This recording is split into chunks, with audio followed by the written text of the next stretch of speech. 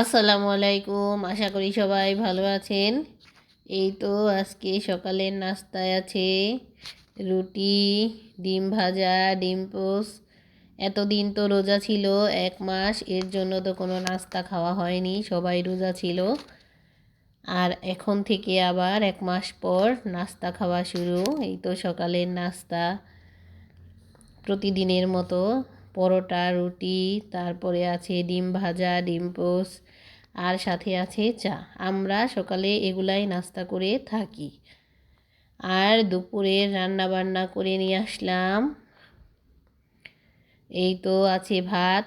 বাসায় একদম মানুষ কম, মাত্র 3জন মানুষ। ঈদের পর থেকে অনেক রান্না বান্না হয়েছে, এই জন্য আজকে একটু হালকা পাতলা রান্না করেছি।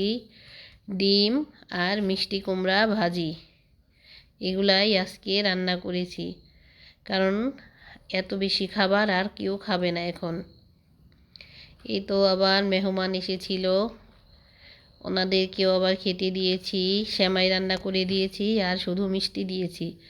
মেহমানরা নাকি কিছুই খাবে না, এর জন্য হালকা একটু নাস্তা দিয়েছি।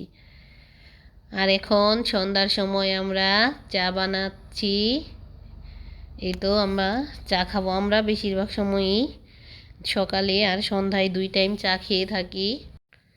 সন্ধ্যায় এখন আমরা চা খাবো, তারপর ছেলেকে আবার পড়তে বসাবো।